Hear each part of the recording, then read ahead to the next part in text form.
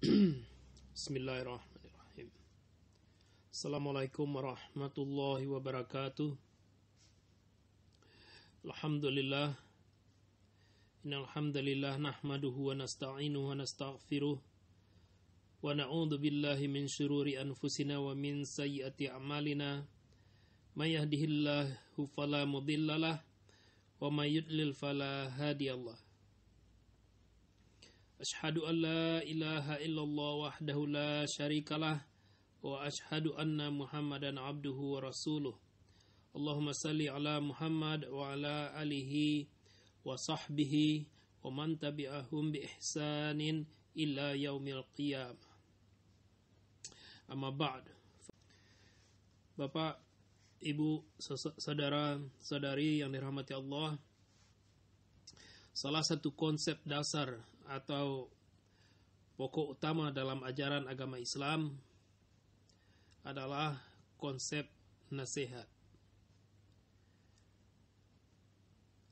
Konsep saling menasihati untuk menuju kebaikan, saling ingat mengingatkan untuk mencegah diri kita dan saudara kita terjatuh ke dalam lembah kemungkaran dan kezaliman.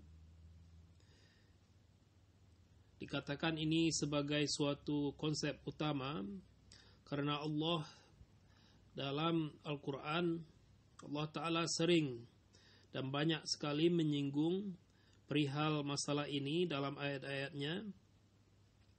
Di antaranya dalam surah Al-Asr yang kita semua sudah hafal insyaallah, berbunyi wal asr innal insana lafi khusr illa alladhina amanu wa amilus solihat wa tawasaw bil haqq wa tawasaw bis sabr. Setelah Allah bersumpah dengan waktu, Allah mengatakan bahwasanya setiap diri manusia ada dalam keadaan merugi, kecuali orang-orang yang beriman, orang-orang yang beramal soleh. Setelah itu mereka saling menasihati dalam kebenaran dan kesabaran.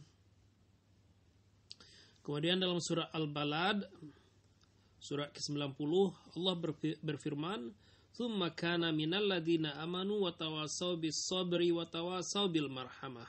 Ulaika ashabul maimanah." Kemudian dia menjadi dari antara orang yang beriman dan saling menasihati satu sama lainnya dalam kesabaran dan dalam kasih sayang. Mereka itu adalah orang-orang yang berada di sebelah kanan. Dalam surat Al-A'la Allah berfirman, "Fadzakir innama anta mudzakir." Maka ingatkanlah mereka, kata Allah kepada Nabi Muhammad, engkau hanyalah seorang, tugas engkau hanyalah untuk mengingatkan.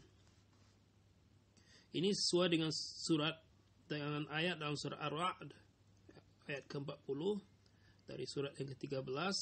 Allah mengatakan, "Fa inna ma'alaikal balagh wa 'alainal hisab." Dan tugasmu, wahai Muhammad, kata Allah, hanyalah menyampaikan al-balagh, dan hisab itu bagian dari kami, kata Allah.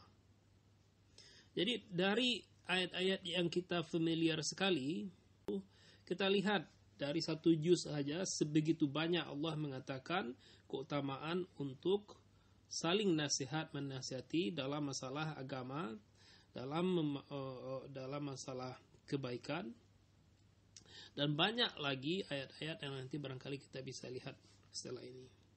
Demikian pentingnya keutamaan dari menasihati ini, sehingga Rasulullah SAW dalam satu hadis sahih yang diriwayatkan oleh Imam Muslim, Rasulullah SAW mengatakan, ad-dinun nasihah. Hadis ini menunjukkan betapa pentingnya kedudukan nasihat dalam ajaran agama Islam. Sebagian ulama mengatakan hadis ini bermakna bahwasanya seluruh spirit dari agama Islam itu adalah nasihat. Sebagian ulama lain mengatakan bahwasanya sebagian besar dari agama Islam itu adalah nasihat, saling nasihat menasihati sebagai umat, dari bagian dari umat ini. Tapi jelas ini menunjukkan suatu posisi yang penting sekali dalam agama Islam yang ditempati oleh nasihat ini, karena kita lihat nasihat inilah yang membuat agama Islam ini bisa bertahan sampai sekarang. Dengan spirit nasihat inilah kita bisa menjaga kemurnian ajaran agama Islam.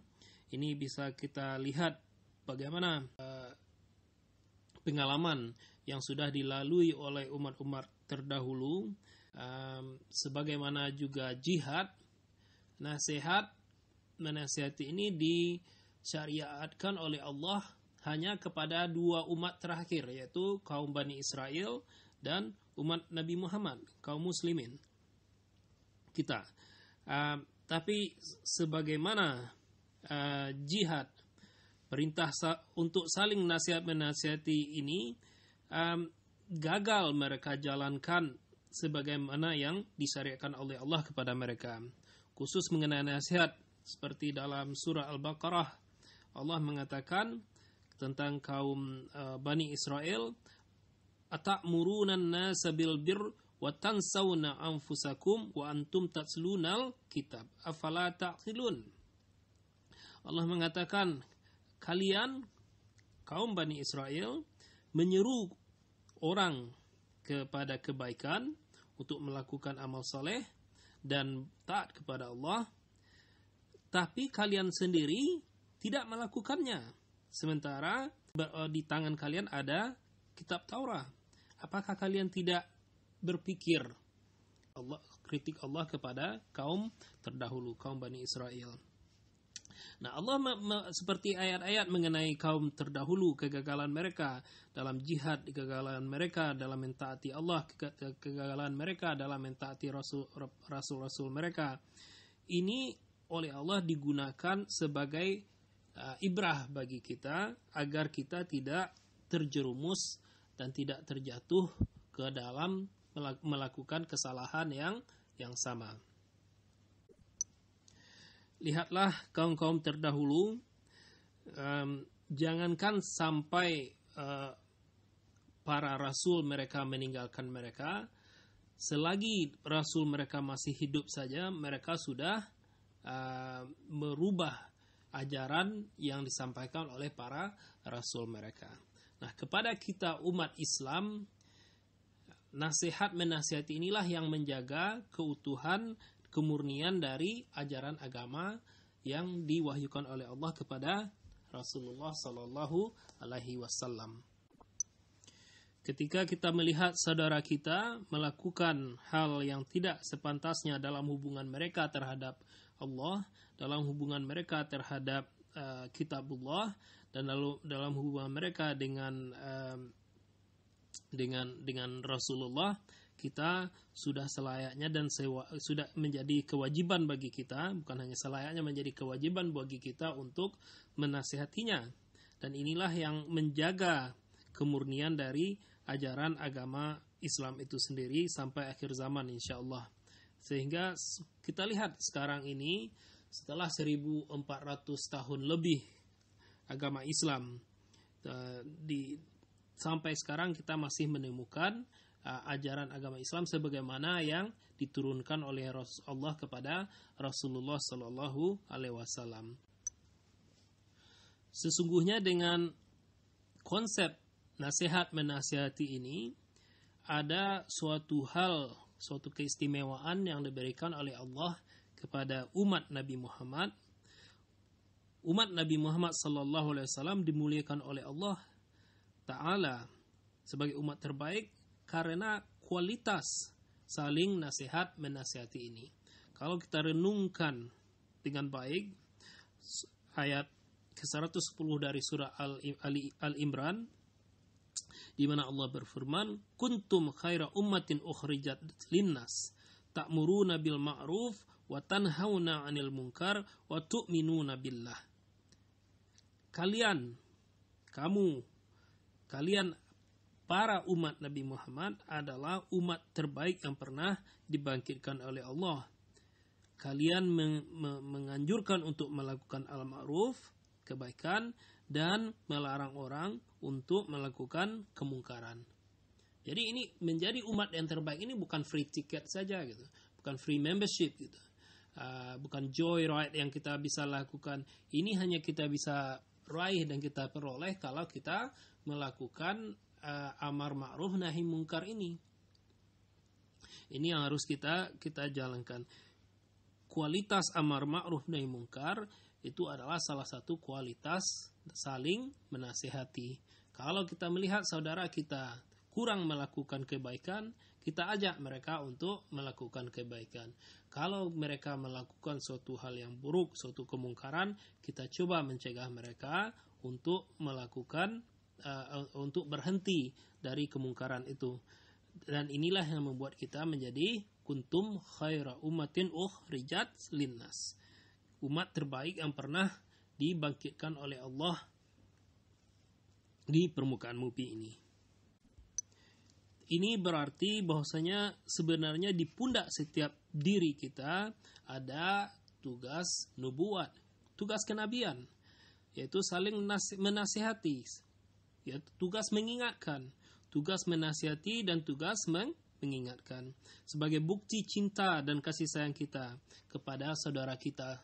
Ini adalah sebagai bukti sayang kita. Kita ingin menyelamatkan mereka terjatuh dari azab dan kemurkaan Allah. Bukan dengan maksud-maksud lain. Hanya saja sekarang nasihat sebagaimana konsep jihad mengalami suatu masa di mana sekarang kalau kita melakukan nasihat terhadap saudara kita, ini sering justru dianggap sebagai suatu hal yang negatif gitu. Ada seperti komentar-komentar atau pandangan-pandangan yang justru membuat nasihat itu sepertinya bukanlah suatu hal yang mulia gitu. Bukanlah suatu hal yang suatu kebajikan yang wajib kita lakukan terhadap saudara kita. Betapa sering kita lakukan betapa sering kita dengar ketika ada orang menasihati saudaranya, saudara muslimnya, itu sering dikonotasikan sebagai usaha untuk menunjukkan status sosial. Kalau ada orang yang memberi nasihat kepada kita, kita melihat mereka itu seperti orang yang berusaha mencari pengaruh sosial, gitu. Yang berusaha untuk menunjukkan ke posisinya terhadap diri kita. Ini suatu hal negatif yang kita barangkali sangat sering kita amati dalam keadaan sekarang. Kemudian ada juga yang lebih parah lagi, yaitu ketika ada orang yang memberi nasihat, itu dianggap sebagai bentuk usaha mencampuri domain pribadi dari orang yang dinasehati itu.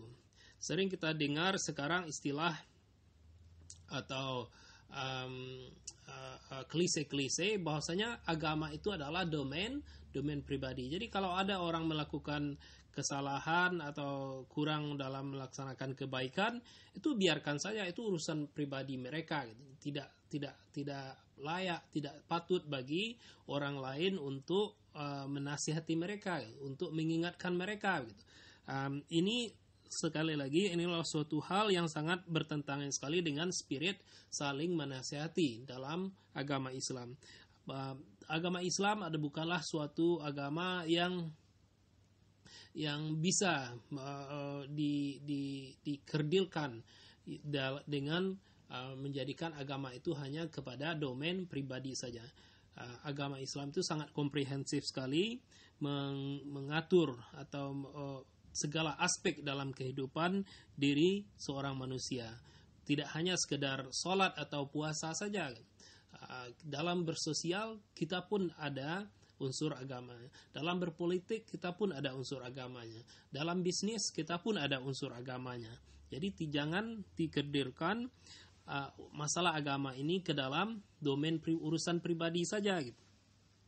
Kalau ada saudara kita melakukan kesalahan atau dalam masalah politik, dalam masalah ekonomi, dalam masalah sosial, sudah sepatutnya kita menasihati mereka. Kemudian sering juga kita dengar bahwasanya nasihat menasihati ini bisa menjadi penyebab perpecahan di antara umat. Sering kita dengar kalau kita menasihati orang, justru nasihat itu yang menjadi trigger terjadinya perpecahan. Cara berpikir atau logika seperti ini harus ditinjau lagi, karena sebenarnya bukan nasihat yang menjadi sebab dari perpecahan. Justru sebenarnya adalah kemungkaran yang menjadi penyebab dari perpecahan itu gitu. Ketika ada orang yang menyimpang, ketika ada orang yang melakukan kemungkaran, nasihat itu adalah akibat dari kemungkaran atau penyimpangan yang kita lakukan dalam agama itu gitu. Jadi penyimpangan itu sendiri, bukan penyebabnya nasihat. Nasihat itu adalah konsekuen dari penyimpangan. Nah, kalau bisa juga kita lakukan, biar saja terjadi penyimpangan, biar saja terjadi kemungkaran, tidak perlu nasihat menasihati. Apakah kita bisa menjamin kita akan bisa bersatu gitu? Tidak juga gitu. Ataupun kalau kita bersatu dalam kemungkaran. Na'udzubillah, ini bukanlah suatu hal yang kita inginkan tentunya. Selanjutnya, hal negatif yang sering kita dengar dalam ketika ada orang menasihati kita adalah sering ini diartikan sebagai sebagai suatu usaha penghujatan, penghakiman, atau malah pengkafiran terhadap orang lain. Ini tentu sekali lagi sama dengan logika perpecahan umat tadi. Sebenarnya kalau orang melakukan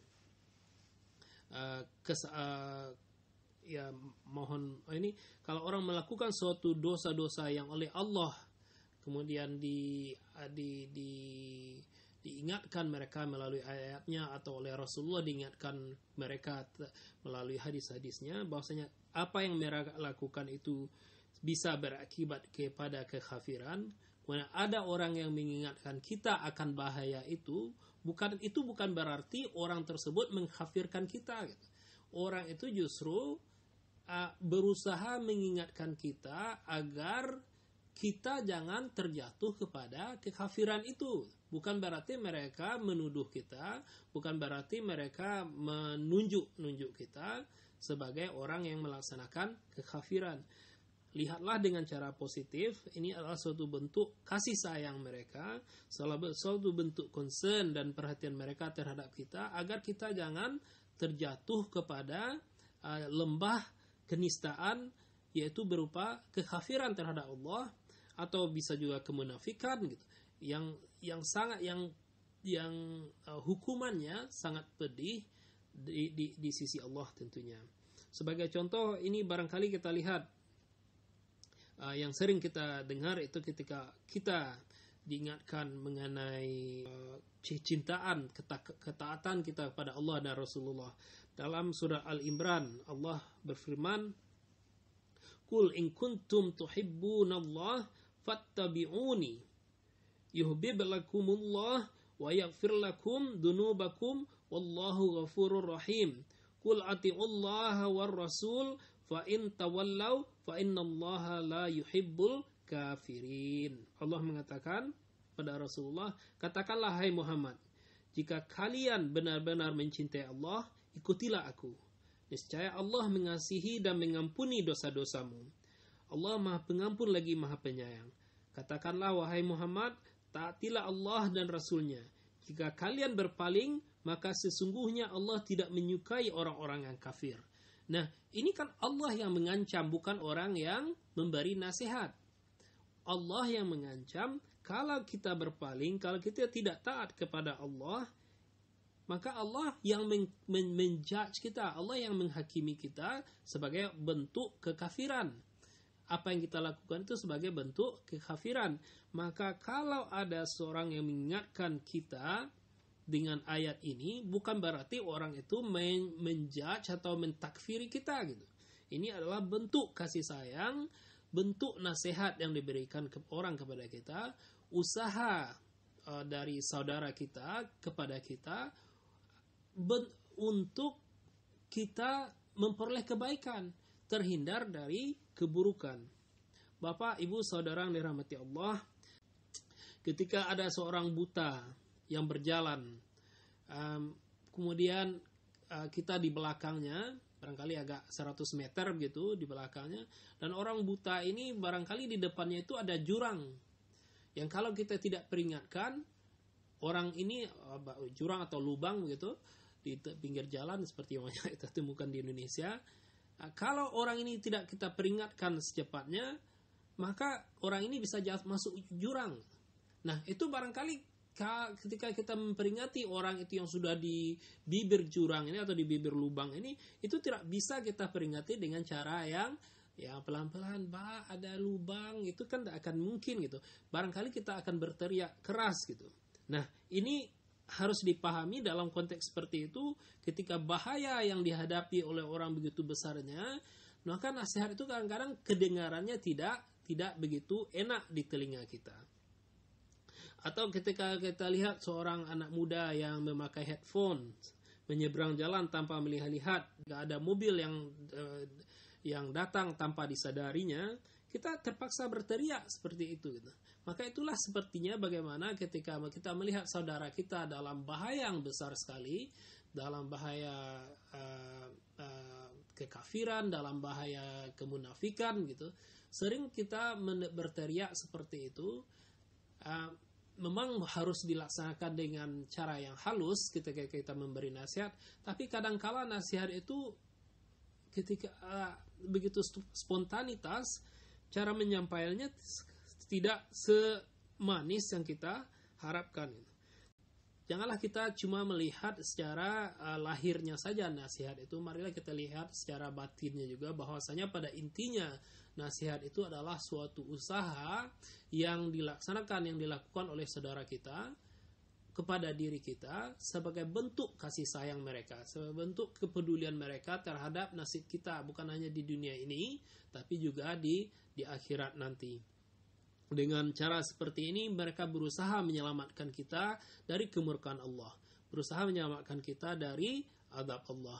Atau kalaupun kita tidak melakukan kebaikan, mereka berusaha membawa kita untuk kebaikan, untuk melakukan kebaikan yang lebih banyak lagi, untuk memperoleh keridhaan Allah yang semakin besar.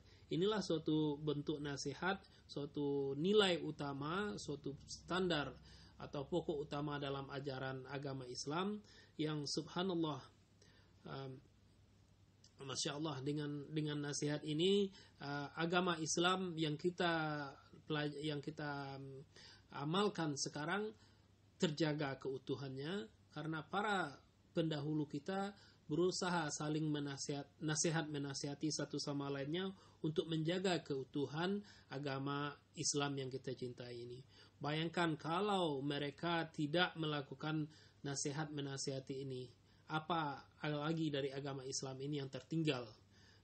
Apalagi dari agama Islam ini yang tertinggal, karena setiap orang melakukan penyimpangan sehingga akhirnya yang kita dapati ya seperti agama lain, itu tidak ada lagi ajaran yang diwahyukan kepada rasul-rasul mereka yang tertinggal. Yang ada adalah hal-hal yang buatan mereka sendiri. Wassallallahu ala nabiyyina Muhammadin wa ala alihi wa sahbihi ajma'in. Barakallahu li wa lakum fil Qur'anil azim wa nafa'ani wa iyyakum bima fihi minal ayati wa dzikril hakim. Aqulu qawli hadza wa astaghfirullahal azim innahu huwal ghafurur rahim.